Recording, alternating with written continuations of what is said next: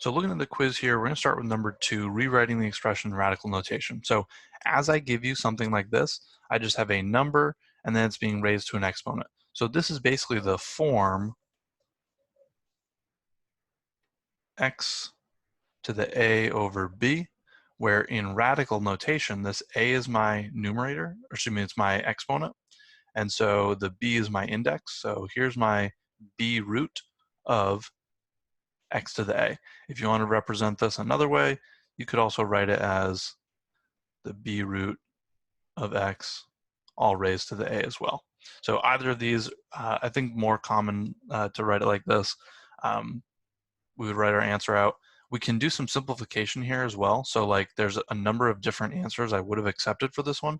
So just rewriting it with our radical notation here, let's take it one step at a time. So looking at this one, let's just rewrite this thing and let's just rewrite it as the 5th root of 36 to the 3rd. Well, we don't want to leave this as 36 to the 3rd, but I see this 36 can be changed to be written as 6 squared. So one way of rewriting this is I would rewrite it as the 5th root of 6 squared. Oops, I didn't mean to put parentheses there. 6 squared to the 3rd. So if I have 6 squared to the 3rd, that's going to be 6 to the 6th. So this is going to be the 5th root of 6 to the 6th. If I write it like this, then what I'll want to do is I'll want to take anything of the 5th degree or higher. I'm going to pull those out. So since I have 6 to the 6 here, I can rewrite this as the 5th root of 6 to the 5 times, and I'm just going to write 6. If you want to write 6 to the 1, you can. And this is going to come out. So I'll get 6 on the outside, and I'll get 5th root of just 6 to the 1st. So this would be my final simplified answer. This is what I'd be looking for on a test, because we always want it in in simplified form. So when I'm doing this, the thing that I could also do, which it would just take me longer, but it's still fine to do, is I would do this 36 to the 3rd and get some big number. The big number I would get would be 46,656, and then from there I'd break it down into my prime factorization tree. We want to get in the habit of identifying where we can simplify these things without doing that first though. So my suggestion is always to take the smaller number before going to the bigger number. So look at 36 before you look at 46,656. Any questions on part A? I have a question. Yeah. Wouldn't the 5th root cancel out like the 6 to the 5, so it would be like square root of 6, or? It is. So this is the 5th root of 6 right here. The root itself doesn't change. Like 5th root will always just remain 5th root. Oh, It's okay. just a matter of what will come out. So let's say, for example, this was 7th root, right? If this is a 7th root, this 6 to the 6 would just stay trapped underneath, and I would literally just have the 7th root of, and then it'd be 46,000, blah, blah, blah. So when I'm rewriting it like this, what I'm taking out is whatever is higher than this degree. So since I had 6 to the 6th, I was able to take one out. If it was like a square, so say this was 2, for example, I would have been able to take out 1, 2, 3, 6 squareds. Does that make sense? Yeah. Perfect. Any other questions on part A? Cool. Let's look at part B. So looking at part B here, again, I kind of want to get in the habit of looking at this thing, 625. I don't know that you'd immediately identify 625, but it looks like it's got something to do with 5, so maybe you'd start thinking like, oh, this is 5 times 125, and then hopefully 125 you identify as 5 cubed, so here we get 5, 5, 5. So this 625 is 5 to the 4th. So that's just one thing we want to keep in mind, that when we're doing these problems again, it's much easier to identify the numbers when they're smaller than to deal with them when they're bigger. But again, if you want to deal with it when it's big, not a problem at all. So looking at this thing, this is going to be a cube root. Index here is a 3, and this thing is going to be raised to the 5th. So I'm going to just write 625 to the 5th. So now let's talk about what that 625 is. So just a second ago, we said 625 is equal to 5 to the 4th. So this 5 to the 4th is what I'm going to substitute in right here. So now if I have the cube root of 5 to the 4 raised to the 5th. This is going to be the cube root of 5 to the 20, because when I have an exponent raised to an exponent, I multiply them. Now that I have 5 to the 20, I want to think about what can I take out of this thing, because it's definitely higher than the 3.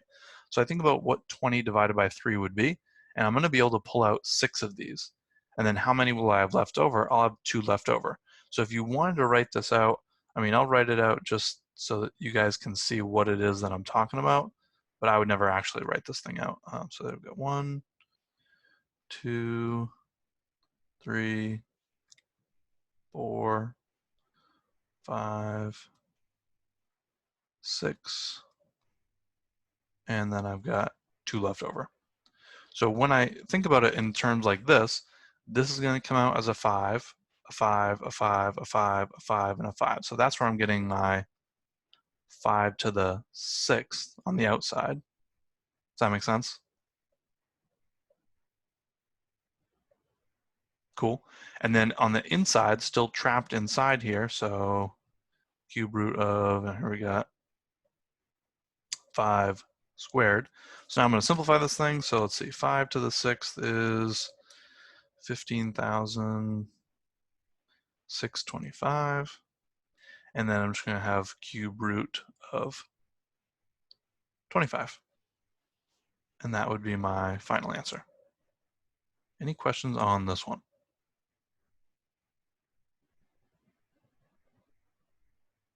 Wait, so the 5, 6 comes out because there's 5, like, the thirds in the equation, basically? There's 6, 5 to the third. So here's my first Yeah. one, second one, third, fourth one, fifth one, and sixth one. So on the outside, what it would be is 5 times 5 times 5 times 5 times 5 times 5. And that gives me 5 to the 6th. Does that make sense? Mm-hmm. Perfect.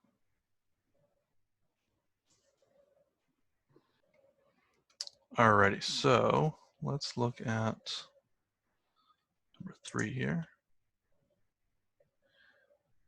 Here we want to find the real nth roots if they exist, and if not, write no solution. So first I want to talk about where my nth roots are going to exist and where they're not going to exist.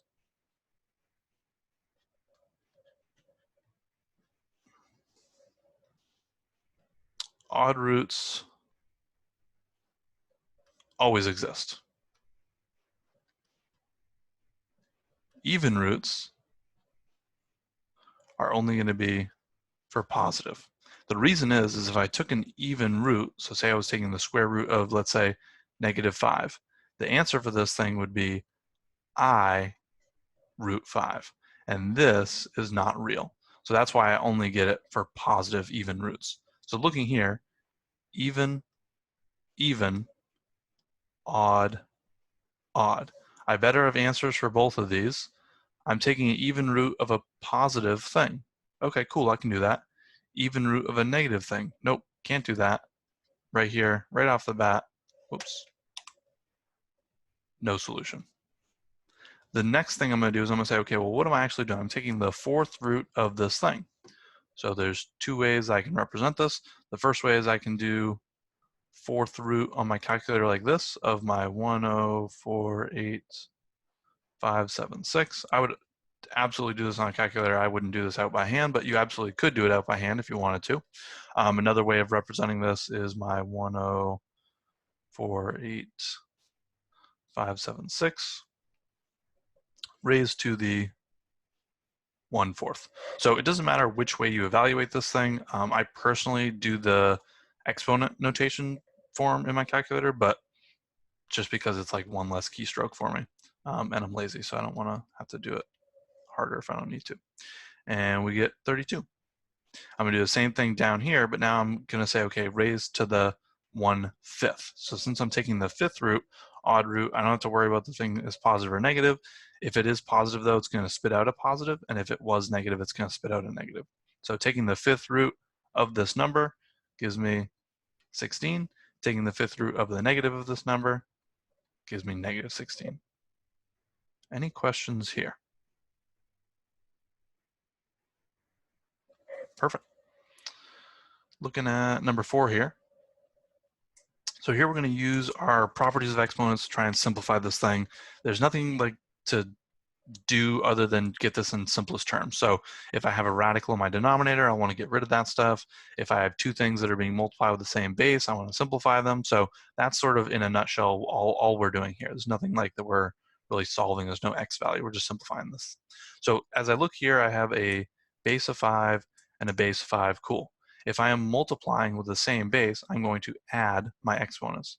So this is going to give me 5, and I'm going to say 2 over 6 plus negative 20 over 6 is going to give me 5 to the negative 18 over 6. If you want to simplify this stuff earlier, you could have as well. I personally will just simplify it after, but again, it doesn't really matter when you simplify that. Last time I checked, negative 18 divided by 6 is negative 3. 5 to the negative 3 is 1 over 125. Or I could also write, whoops, yeah.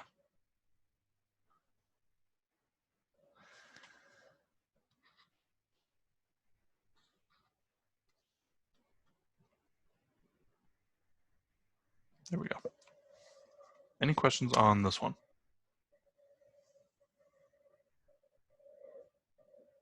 Cool. Looking at the next one here, I have a value raised to an exponent, raised to an exponent. When I have an exponent raised to an exponent, they are going to multiply. So here I have 4 raised to the 1/7 times 21 over 13. Do the multiplication out, I would cross these off, so this 21 becomes a 3. So this now becomes 3 over 13. Whoops, there we go. And so my final answer here is going to be 4 to the 3 over 13. Nothing else I can do to simplify that. Another way of representing this would be to take the 13th root of 4 to the 3rd, which is 64.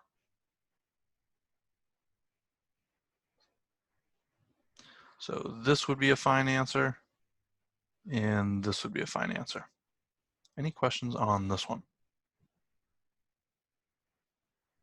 Perfect. Looking at this one here, now I see that I have a 4th root.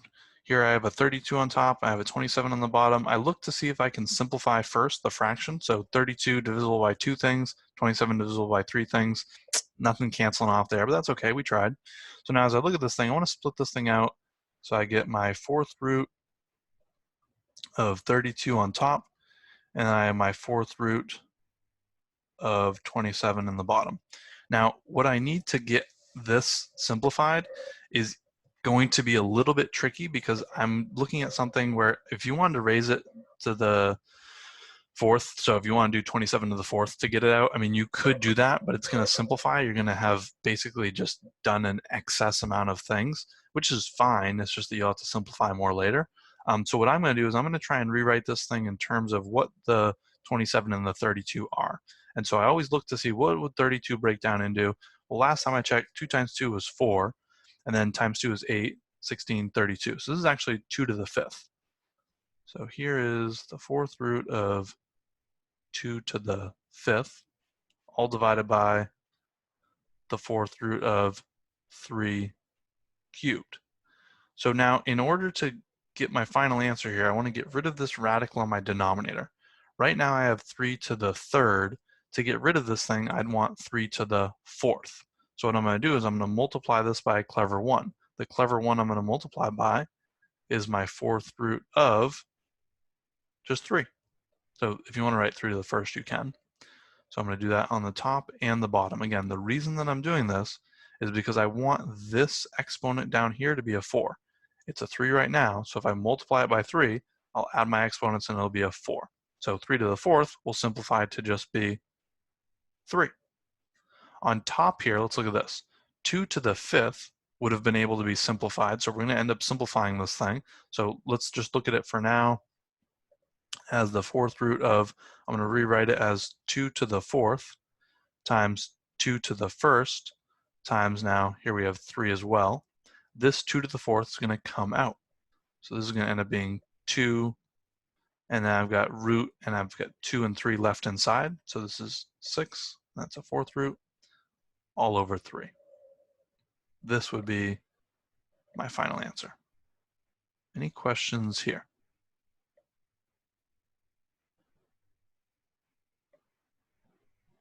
Perfect.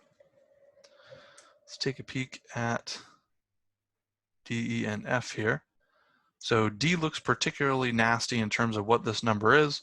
I don't give you guys like insane things on quizzes and tests, I feel like. It may look and feel that way at first, but if we look at this and we're thinking, okay, how is it that we're going to be able to add or subtract these things? They would need to have the same base. So I have a suspicion that Mr. G has hidden a 3 in here somewhere.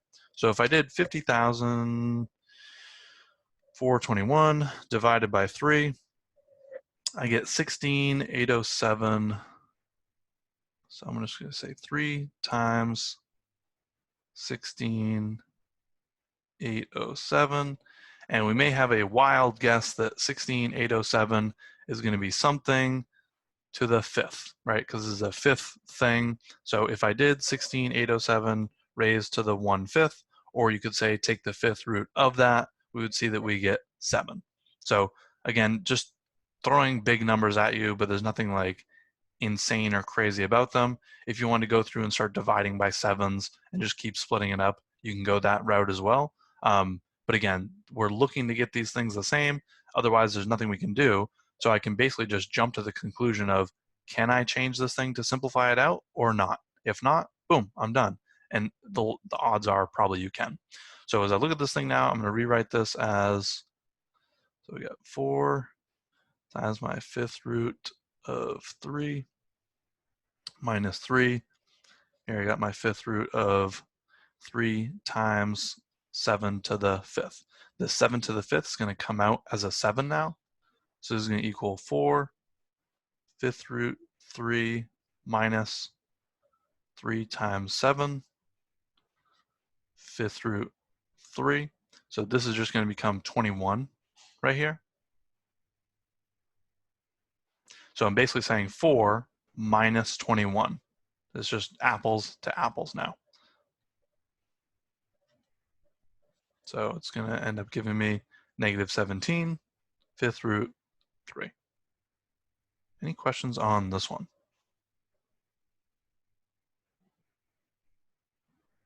Perfect. So we haven't used blue yet. When I did this problem here, I have the same thing on the top and the bottom, okay? So don't let the parentheses throw you off here. It's just like if I had x to the fifth divided by x to the 1/3. If I'm doing division with the same bases, it's going to be subtraction. So this is going to be 8x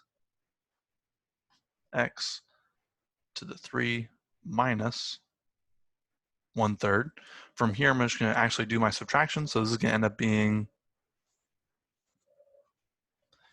8x, and now here is going to be to the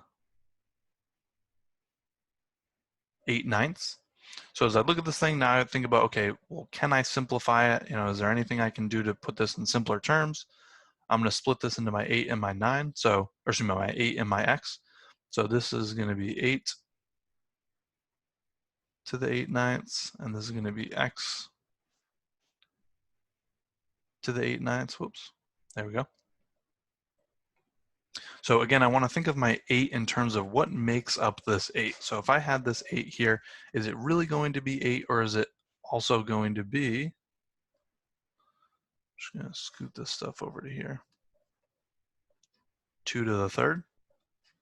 So 8 being 2 to the third here, and I got 8 over 9 times x to the 8 over 9. The x is pretty much done. There's nothing else I can do with that one. But the 2 can be simplified a little bit here. So I would take my 2 and I would say, okay, well, it's raised to the third, so third, and then I've got raised to the 8/9. So one way we could rewrite this is 2 to the, now I have 24 ninths, x to the 8/9. So if you wanted to write your final answer as This, I think I would probably take that as a fine thing. If you want to split it up, that would be fine as well. If you want to split it up into 2 to the 24 over 9, that'd be fine as well. And the reason I'm showing you this is just to get to the final form that I would have accepted, which is that if you wanted to write it as the actual radical, so if you want to put it in radical notation here, we have the 9th root. So 2 to the 24 is going to get simplified, and that's the whole reason why I'm just showing you guys this, is if you wanted to go this route. I personally wouldn't, but you do you. And then this is going to be x to the 8th. So 24 can be rewritten as, so here's my 9, 2 to the 9, 2 to the 9, and then I have, what, 6 left over? 2 to the 6, and then be x to the 8. So then I would take out my 2, take out my 2, so I'd have a 4 out here, and it'd be the 9th root of 2 to the 6, what is 64? Yep. So 64 x to the 8. So this would have been the acceptable answer in radical notation. Any questions on this one? Where did the 8 over 9 come from? 8 over 9 comes from the fact that I did 3 minus 1/3. So if I did 3 Oh, yeah. over 1 times 3 over 3 to get my common denominator, it would become 9 over 3. Oh, I see. Yeah. Yeah, good question. And then it's just minus the 1/3. Any other questions on E? Perfect. Let's look at the last one here, F. So I'm Wait, doing, oh, sorry, Molly, what was it? then wait. If you're minusing 1/3 from 9 over 3, then wouldn't it be 8 over 3? Oh, you're absolutely right. I did the whole thing wrong. I was like, I didn't remember giving you numbers that were this crazy. Yeah, this should have just been 8 over 3. I was like, this thing definitely canceled off. Good catch, Molly. So let's just pretend for a second that this was the actual thing. That would be legitimate, but let's fix it for the actual right thing, because I know I gave you an easier answer than that. So this would be 8/3. Um, so now when I change this thing, so I have 2 to the 3rd raised to the 8/3. This just becomes 2 to the 8th. And then I have x to the 8/3. So 2 to the 8 is 256. So one acceptable answer would have been 256 x to the 8/3. And then if you want to write this in radical notation, 256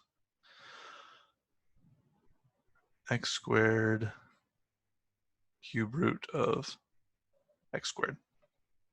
So whichever form you want to write in. Good catch. Thank you, Molly. I wonder if that's messed up on the answer key now that we say it.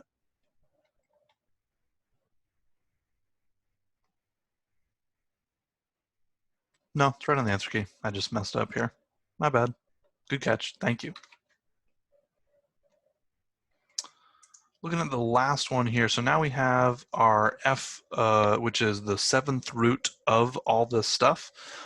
So I look at 14. 14 is nothing raised to the 7th or higher. It's basically just 2 times 7. So one thing is just keep in mind this is not division. So this is just going to stay 14. So I'm going to rewrite this down below here. 7th root and 14 stays 14. Boring.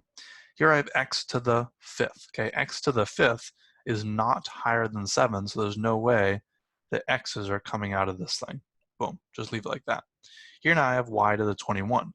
Well, if I have 21 and it only takes 7 to get out, I'm going to be able to split this into y to the 7, y to the 7, y to the 7. Here I have z to the 80. So I got z7, z7, z7, z7. Man, I have to write this out a bunch. I have to write this out 11 times. I don't know what I'm at. 1, 2, 3, 4, 5, 6, 7, 8, 9, 10, 11, and then I still have z to the third left. So when I'm doing it this way, I personally just do 80 divided by 7, and I see what the number is. So it's going to give me 11, and then it's going to be some change. So when you do 80 divided by 7, it actually gives you 11.428, blah, blah, blah. So I just take, okay, 11. So 7 times 11 gives me 77, and so that means I've got 3 left over. So when I'm looking at this, what's going to come out?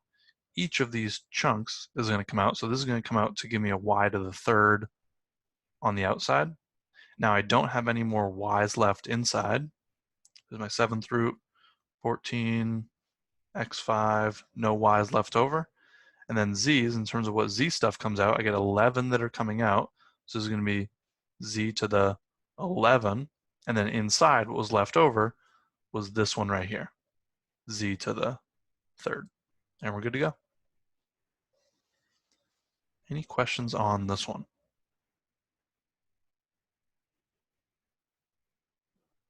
Perfect. Let's look at number 5. So here we're finding inverse functions. So if I want to find the inverse function, the first thing I do is I just swap my x and my y. So here, basically, I'm just going to write my y first so we can get that notation bit out of the way. F of x, g of x, h of x, they're all just different ways of saying y, right? What do you want for dinner? Meatballs or hamburger? Same thing, different form. So when I'm looking at this, I'm saying, okay, we'll swap the x and the y, so I get x equals 7y plus 3, and I want to solve to get y by itself. How do I get y by itself? I want to first subtract off 3. So now I have 7y equals x minus 3. My next move is going to be divide by 7, divide by 7. So my y is equal to x minus 3 over 7, and that's my inverse function. So when it says f raised to the negative 1 here, it just means inverse of x, and so it's just going to be x minus 3 over 7. Any questions on A? Perfect. Look at the next one here. Do the same thing. So I'm going to say y equal x squared plus 14. Again, this whole bit where it says where x greater than is greater than or equal to 0, it's just saying of this parabola, just take the right half of it. So when I take the square root, I'm only going to be taking the positive square root. I'm not going to do plus or minus. So now I swap my x and my y values. X is equal to y squared plus 14. I'm going to subtract off 14. Whoops, there we go. So now I have y squared equals x minus 14. I'm going to take my square root, and I'm good to go. Y equals the square root of x minus 1, 4. Nothing I can do to simplify or take anything out here. If you want to write this in another form, that'd be fine as well. But I suspect most people use radical notation here. I know I would. Any questions on B? Perfect. Looking at C here, again, same setup. Hopefully it's feeling very, very familiar now. So get x to the 5th minus 17. Swap my x and my y. So now I have x equals 4 y to the 5th minus 17. I'm going to add 17 to both sides. So now I get 4y to the 5th equals x plus 17. I want to get the y by itself, so I'm going to divide by 4. Divide by 4. So now here I got y equals, excuse me, y to the 5th equals, now here I have x plus 17 over 4. I'm going to take my 5th root. So I'm going to take my 5th root. When I take the 5th root here, keep in mind that I've got to simplify my denominator so I don't have any radicals down there. I want to rationalize it. So I'm going to rewrite this thing as the 5th root of x plus 17. And I'm going to rewrite the bottom as the 5th root of 4. 4 is 2 squared. So when I look at this thing, I've already got something squared, and I want something to the 5th. So I'm going to have to multiply by whatever that thing is to get me there. So Here we'll write under x plus 17. To get me the rest of the way there, I need 2 to the third. So I multiply by a fifth root of 2 to the third. Again, my goal here is for this thing to be 2 to the fifth. So on my bottom now, I just have 2. The fifth root of 2 to the fifth is just 2. And on the top, I need to multiply by the same thing. On the top, I'm just going to rewrite this as 8. So 2 to the third is 8.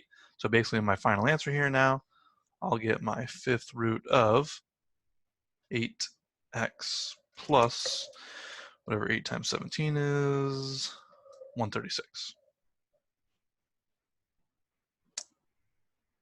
And I'm good to go. So that's what we'd be looking for in our final answer. Any questions on this one?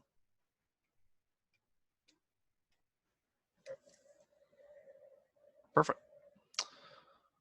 And that's all we had. Any other questions from the quiz?